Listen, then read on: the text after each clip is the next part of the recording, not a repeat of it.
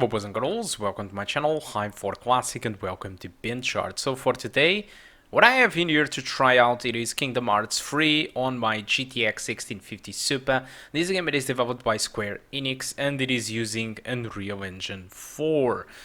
So yeah, how does this game run on the GTX 1650 Super? Let's first start with the settings that I will be using throughout this video.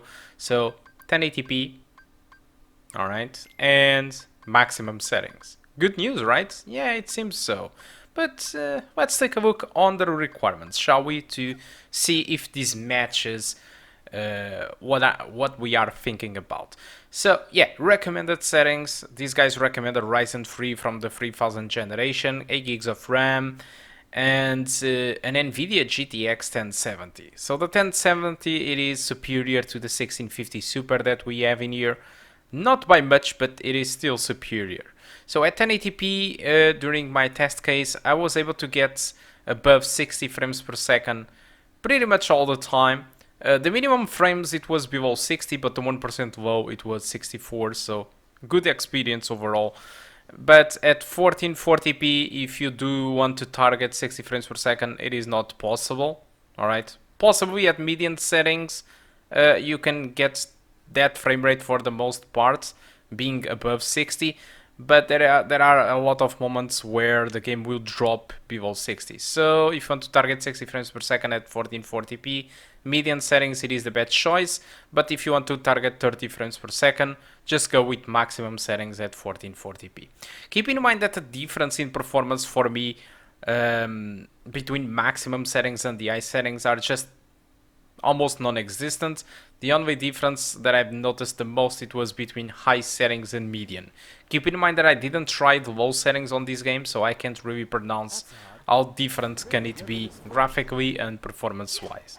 But yeah, median settings provides a good boost. So yeah, I decided to go with 1080p maximum settings because it was what provides me the most stable frame rate for me. It was overall always above 60 frames per second, but there were some exceptions. For example, at the beginning of the game there are a room where you need to select what you want for your character. There are tons of reflections going on. On those moments I saw the frame rate dropping down from 60 frames per second to something like 57. I don't think that is a problem with that, but still it was a drop. There is also sometimes when you are fighting hordes of enemies and there are tons and tons of effects on screen and you get an effect really close to your camera that it is demanding, there might be kind of 1 or 2 seconds where the game will fall down from those 60 frames per second.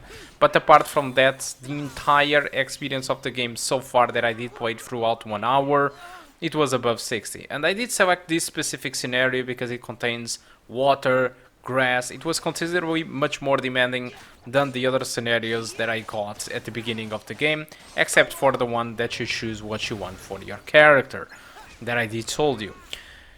So a little bit more forward into the game, you might find moments where the game might perform worse or better, so that's subject to change. But what I have to say is that these maximum settings, it is pretty good. The high settings, like I did show you, there is barely any difference in performance to me. Only the median settings provides a boost in performance if you want to play at median. Median settings still looks pretty good. If you ask, you still have pretty much all the effects. So if you don't care about the fact that you are playing on median, I would say that median settings, it is still a very good option because it still looks pretty good. Alright, that's pretty much about it. But for me, maximum settings, it is fine because like I did told you, it was only some small selected moments where I saw the game under 60. If the high settings did provide me a good boost of performance, I would probably be playing at the high settings, but since high settings and maximum settings looks pretty similar performance wise and graphics wise, I decided to keep up with the maximum and still have those small drops that rarely occur under 60. And that's about it. As for the game itself, well, this is a crossover between Disney and Square Enix, just like all the other Kingdom Hearts. I don't know too much what to say about the game because I just played throughout the game for about 1 hour. I heard a lot about Kingdom Hearts, but honestly I never had played before, so I'm not really sure what about the story. Many people say that the story is confusing of all Kingdom Hearts, but I don't really know, so I can't really pronounce. But what I do say is that Kingdom Hearts 3, it is a game that a lot of people enjoy, and I clearly can see that the action it is over the top, the advantages that these guys took from Unreal Engine 4 are a lot in here. The destruction, the chaotic physics of destruction going on in the game, the special effects, it's simply beautiful. Alright, graphics wise and technical parts of this game, it is just amazing. I wasn't really expecting this, and gameplay wise and everything, it is fun, but it is a little bit, probably a little bit too much over the top for me, so I'm not really sure if I do enjoy it or not. But that's something that I would need to play the game decently for me to comment. Whatever, if I do like it or not, that's irrelevant, because most of the people seem to enjoy the game, because the game score, it is simply very good. Well, now the bad things. This game, as the other Kingdom Hearts, are exclusive to Epic Store, so it is not available on Steam or in any other shop. And if there are, you need to activate it on the Epic Store. I can't really comment against the price of this game, because this game it is costing $47.99 at the time of this video, so it's discounted 20%. The full price it is $59.99. I can't comment on this one because it's a recent game and it is a very awaited game, so I do understand that they kind of want to try to sell the game for the maximum price as possible. I criticized the prices of the other packages, because despite they include more than one game, they don't still deserve the price. I mean, the HD remaster from the 1.5 to and 2.5, I do understand it's 6 games, despite they are very old. It is 6 games nonetheless, but I criticize the HD 2.8, which essentially it's just one old game and kind of a 1 to 3 hours game.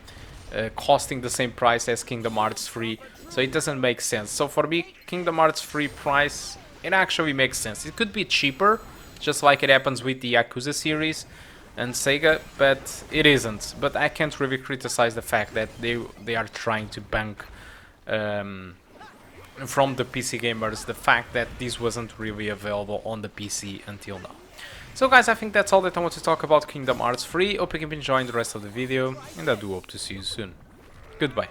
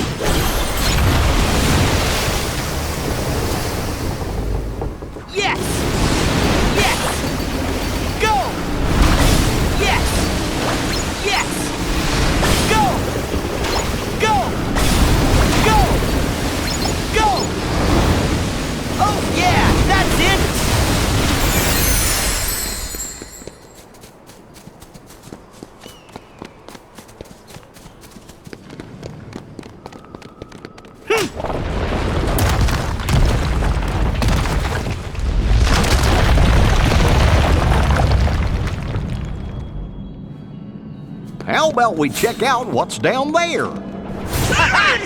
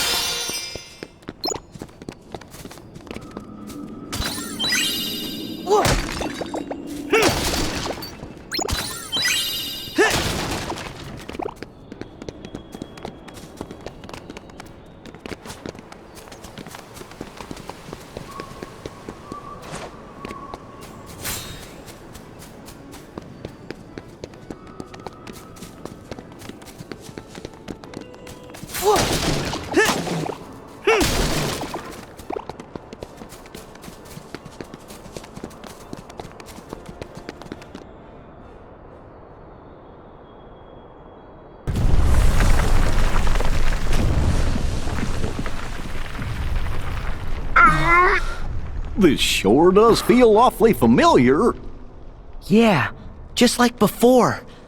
Guys, this is getting worse by the minute. I hope I'm wrong, but my family may need me.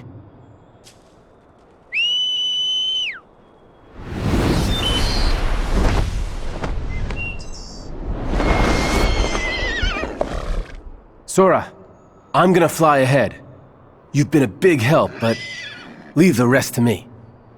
Family? Yeah. Dad's king of the gods. Yeah! What? His father is a god. But doesn't that mean Herc is a god too? I think it does. No wonder he's so strong. Then he'll be okay. Won't he?